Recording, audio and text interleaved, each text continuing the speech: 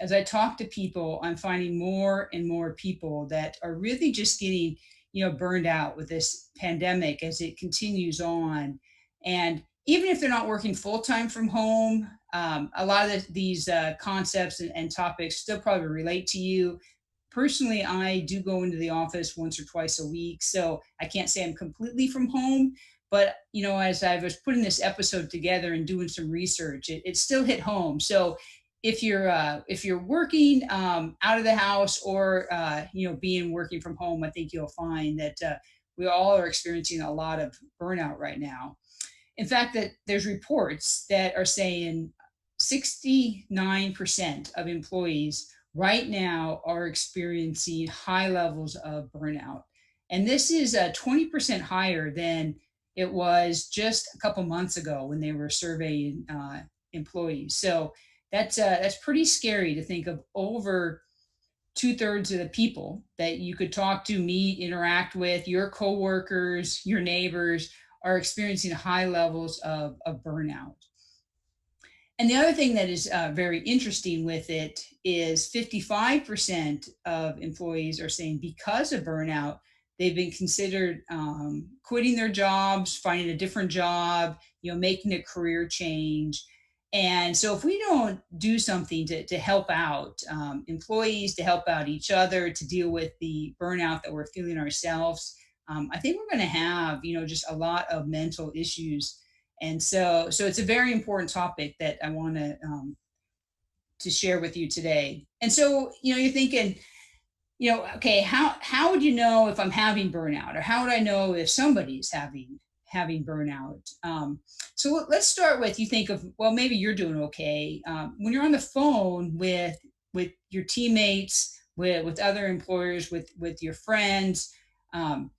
Listen to what they say, and are you hearing any changes just in their comments, in their demeanor? We've all been working from home or working in somewhat remote instances now for quite a while. That you should be able to tell if there's been some change. And then think about yourself. Is this what you're feeling is just normal stress, or has it gotten beyond more the normal kind of just stress you have from work? Some of that people are saying, they feel hopelessness. That's a common thing. You also feel a lot more pessimistic. Maybe someone typically has been, quite an optimistic person, and if they're seeing a lot of pessimistic comments, they're probably experiencing some levels of burnout. Other things that people say when they have a lot of burnout, they feel like it doesn't matter what they do because people aren't going to appreciate it. They're starting to see this kind of more depression set in. You can feel like it's Groundhog Day. Every day is the exact same, that there's no difference from one day to the next. You don't know what day it is. You can't tell if it's Monday or Thursday or Saturday. Fatigue, exhaustion. Are you having trouble sleeping? Sometimes when you have a lot of burnout, as much as you think you're tired, you should sleep better, but the reality is you have trouble sleeping. And then the last thing I'd say, if you're wondering if someone's having burnout or yourself are experiencing it, you actually are like finding ways to avoid the work. Just find little things at work to put off, or at home to put off, so you don't have to do the work, or you just don't engage in it the way that you normally do. So if you're having any of this, you probably are experiencing burnout from work. And the World Health Organization actually last year classified burnout as an illness. It's that significant of a mental health illness. And like I said, 55% of people have thought about changing jobs, quitting their jobs, leaving whatever they're doing just because of burnout. So, why is it so high? Why are we experiencing such high levels of burnout? I think the first reason when you start this is when the lockdowns or stay-at-home orders started in March. It was very sudden. Life changed in an instant, and we didn't really think it would, or most people didn't think it would be that long. And now we're like 5, 6 months into it, and so it's just we weren't ready. People weren't set up. They weren't thinking that this was a marathon. Okay, let's be good. Let's stay home. And people just got tired of it. as much as you hate to admit it, people are just tired of that way of life. The other thing is, people crave connection. Like me, I'm an introvert. I know I'm an introvert, and even I know I crave some level of connection. So I can just imagine that extroverts are even worse off than I'm doing with this. And but when we're at home all the time and we don't have that person to person interaction, um, we're just that kind of human beings just need that connection, and without it it's easier to get burnout. Another thing that reports have shown that employees are working extra hard and they're working from home. They want to show that, one, that they can do their job from home, two, that what they do is valued, they can make this work. They also know there's a lot of people in the country that have lost jobs, and they don't want that to be them. So they're working harder to help make sure that their boss and their company values the work they're doing. But with that, that means they're working more hours, sometimes working weekends where they wouldn't normally do that. And so people are just actually working harder. You would think, if you don't have a commute, that um, you would actually have more time in your day, but people have quickly filled that extra time with working hard, and that's causing more burnout. So with that, then that means that there aren't boundaries of time the day should start, what time the day should end, weekends, because you're at home and you're working. So that causes extra stress. The school, with the kids doing it virtually from home, most people did what they could to survive in the spring and got a nice break over the summer. And now that the fall is starting back up and school is starting up, and in most areas of the country, the school is starting up virtually. And so that is like now being twice as stressful on parents thinking, hey, we survived in the spring, but there's no way that we intended to like do this forever. And so the stress, just even if school hasn't started up yet, the stress of thinking about school is causing a lot of um, extra work, for parents. Now, other parents, they want their kids to be at home. So they're stressed out that their kids might have to go to school, or that their kids might get sick. And so I don't know if it matters if you are a fan of your kids being home or your kids being in school. I think both of them are causing stress on parents, and that's causing stress and causing more burnout at work. So with that, you just have the stress of everyone trying to stay healthy, and your whole family trying to stay healthy, and always be thinking about that of like, is it okay to go to the grocery store? Is it okay to go to restaurants? What can we do? What can't we do? If you also have young kids, not every place has daycare open, and so that's causing more, worker burnout, trying to fit in work around taking care of kids. Kids can be bored, and then they're interrupting your meetings. I think we've all had at least one Zoom call where a kid has came in, while you're talking on camera, or Microsoft Teams or Slack or whatever you and your company uses. But you get interrupted at some point or another from a kid in a meeting that was not intended. In June, I was talking with some of my coworkers, and I was saying I was actually getting awfully tired, and then one of them asked me a question. They said, "Sherry, when was the last day that you took off from work?" And I had to sit there and think, I'm not really sure when was the last time I took a day off from work, because we were working from home and there wasn't really anything we could travel to go do. I wasn't really thinking about taking a day off. And they said, exactly. That's why you're so tired. Normally, you would have taken at least a day off sometime in the last few months. And instead, you're working every day. So not taking vacation is causing additional burnout, especially because normally almost everybody takes at least some vacation over the summer. That Another thing that is causing extra burnout is most of the things that we would do to kind of relieve ourselves from some of the stress just isn't there. It's just not options.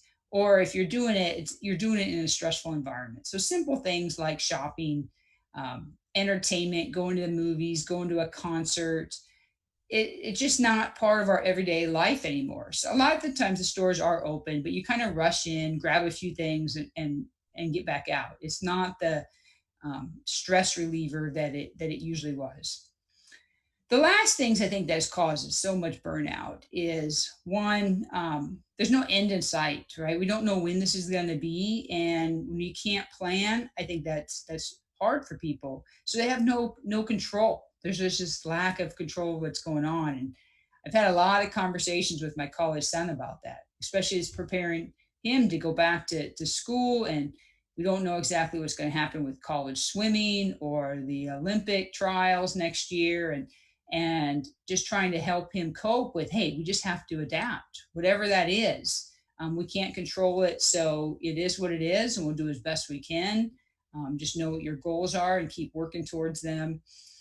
And then I think the last thing that causes a lot of the burnout is just people are concerned about financial insecurity. They don't know if their job is secure. They don't know if their retirement accounts they put money in away is secure, what's going on with the markets. And so that just adds to the stress, and then that adds to the burnout.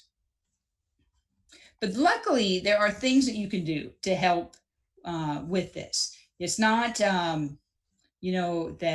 yes, you might be working from home for a while. Some companies have said plan on working from home through the end of the year. Other companies are saying, probably mid next year before they really bring people back. Some companies have said, you know what, we're going to let people work from home forever. That's what they want. So that's not the issue. The issue is, though, that you need to take control of some parts of your life and deal with what's causing or how you react to things that will help with the burnout. So I want to give you a variety of different things that you can try in your life to help you with dealing with the burnout. All of them really have the same theme. You have to create some space in your life that lets your brain stop and relax and recover. If you're not letting your brain get a chance to recover, you will experience burnout. It's just a question of when. It's not if you will or not. It's just a question of some people can go longer than others. But that's the main thing, is that you want to give your brain a chance to kind of recover is the best way to think about it. So I have a list of things that we can go through that you could try. Some of them might work for you in your life and some of them won't, but I really encourage you to at least give a few of them a try. The first one is create a routine. So if you're working from home, a lot of people think, hey, it's great. I can wake up whenever I want. I don't have to get dressed. I don't have to make my bed anymore. I don't think that's the best thing, for us. Now, some of you that maybe that's the way you want, but I would try to create a routine. You have a schedule. When are you going to get up? You should shower. You should get dressed for work. Yeah, maybe you don't have to dress up as much as you would normally do if you're going to the office, but I wouldn't lounge in the same clothes every day. I would make a routine and try that out. So that way, Monday through Friday feels different than Saturday and Sunday. Also, with that, with your schedule, you should know when you're going to stop working. So there's a time that, okay, day's over, and that way there's a kind of a boundary of what time is to work and what time is to stop working. One thing I want to warn you with people that are having a lot of burnout, they fill a lot of their time with busy work, easy to do tasks, but maybe not the most important tasks. On one hand, this makes them feel like they're being productive, they're getting a lot done. But the reality is, it's not necessarily helping them with the long term stuff they need to get done. So be careful that you don't just fill your day with busy work and push off the more harder, more important tasks, because you'll just actually get yourself more burned out because you're working really hard. It looks like you're getting a lot done, but what you're getting done isn't very important stuff. Make sure you're prioritizing what you work on and work on the most important tasks that you need to. And if you need to, write out a list, of all the things that you think that might have to get done. Try to prioritize it and then cross things off in the order that you get them done. Don't just pick off the easy things, and because you're going to keep knowing that the other stuff is on that list. One important thing that you can try doing is, it's actually quite simple, is make sure you take a lunch break. Like, leave your work area and eat lunch someplace else. I've been really enjoying having lunch with my son. I never get a chance to eat lunch with my son, and it's actually, this nice little routine that we have. But you definitely, don't work during that time. You want to move to a different part of your house. If you normally work on the kitchen table, close your computer, put it on the counter while you have lunch. But make sure you take a actual lunch break where you're not working during that time. If you happen to have a meeting during lunch, then maybe you could take your actual lunch break, earlier or later. But make sure you take a time in the middle of the day where you're taking a break and not working. I would say it's important to create a spot in your house that's designated for work. Um, Now, I know not everyone has a lot of room for this, so it doesn't necessarily have to be an office. My husband and I, we share an office, so we have that space. But sometimes we have meetings that we have to be on video at the same time, and so one of us will have to go to a different area of the house. So we kind of have our primary area that we both work in the office, but then we have an area in the kitchen that if we have to, we can move to. But that way, you just know, okay, this is where you're going to work, and when you get into that space, it feels like work. Maybe it's one of the bedrooms. I've been on calls with people, and I know they're working in a bedroom, because you can see the background when people are on video. And so it doesn't really matter where that space is, but kind of have it dedicated, like this is your work space, so it kind of feels like, oh, I went to work. And then when you walk away from that space, now I'm not working. I would encourage you to take some time off if you haven't. If you haven't for a while, even if you're not going to travel anywhere, maybe you could just take a walk, go to the park and have a picnic. Um, if you feel comfortable, you can stay at a local hotel, so you don't have to really travel. You could just drive there and have a little staycation. A lot of places are open, especially they have like outdoor pools. That it's just a question on where you live and if you think that's safe or not. But I would recommend, if you haven't taken any time off in a while, use some of your vacation time. Go ahead and take a day off or a couple half days and give that brain of yours a chance to relax. Now, if you don't feel comfortable traveling, you can just plan the trip. Sometimes maybe you want to plan a trip for next summer. And it's amazing just looking forward to a trip, how enjoyable that is. And in reality, some of the benefits of a vacation, planning it is as beneficial to you as is actually going on the trip. So we've tried to schedule more and more of our vacations. Like, we already have vacation booked for next summer, and that's because we'd like to go always books out in advance. So we just started booking them a year in advance, and we'll spend all the next year planning with my brother what we're going to do and what we're going to eat, and it really makes it an enjoyable kind of prep for a whole year for that vacation. Another thing that you can try to do is spend time outdoors. And there's all kinds of things you can do. You can just take a walk, you can go for a run, you can have a picnic at the park. You can just go, like, if you have a patio, and get some sun. Whatever it might be, just I would spend some time in nature. There's just something about allowing yourself to recover, and you recover faster, I think, when you spend time in nature. Like, if you're at a beach, then you're lucky. And I would spend some time at the beach. Unfortunately, I live a long ways from the beach. That's not an option. But there's nothing like being in the sun and the sand, and hearing the waves crash. But whatever it is, find some time to get outdoors and enjoy some sunshine. Try to get some fresh air. Um, Another thing that you can do to help relieve burnout is start a new hobby. Just try to do something different from work, something that's enjoyable, something that you've wanted to do. They're, I guess, now even doing like painting classes online. I've never actually tried that, but you can do that. Whatever it is, find some time, like that you have some time for yourself, some personal time. And you can use that for a lot of different ways. You can get a massage, or just take a bubble bath, or do some reading, meditate, yoga, exercise. But take some of that time, whatever it might be, whatever your interests are, but make sure you're taking some time, for yourself, that's not work related. I know it might sound crazy, but I am going to remind you that you need to make sure that you're getting enough sleep. That it's easy to watch TV to too late.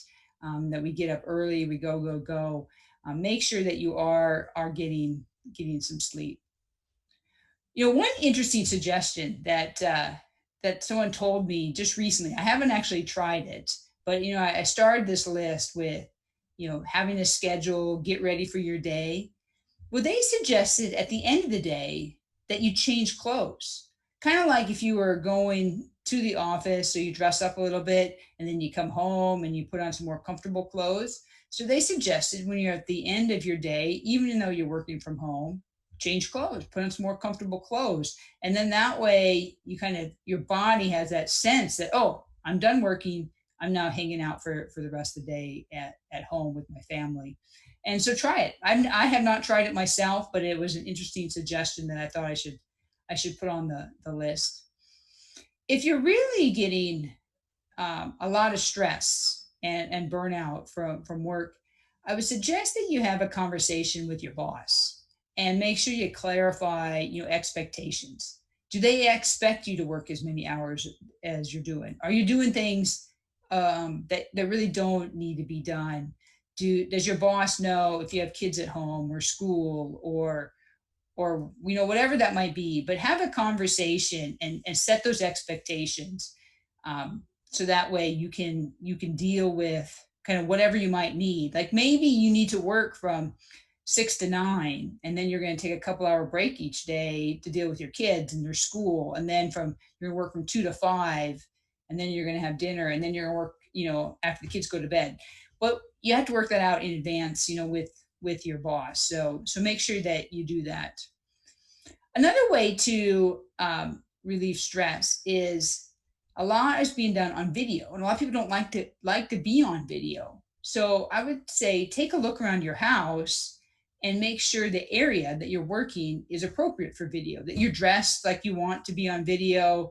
Whatever's in the background. Granted, now with a lot of the cameras and stuff, you don't actually have to show your background. You can blur it out, or you can replace it with a different background. But that way it takes that stress away, because you can connect better with people when you're on video. So think in advance and prepare in advance, so you can just take that stress away. But when you're also in your meetings, make sure that you try to keep them to the appropriate time. So if it's scheduled for an hour, have the meeting for an hour. Just because you're at home doesn't mean you have to say, "Oh yeah, I can just keep going." If it's time for that meeting to end, then end it. I catch myself doing that sometimes. You're talking with somebody and you didn't realize that you went half an hour over the designated time.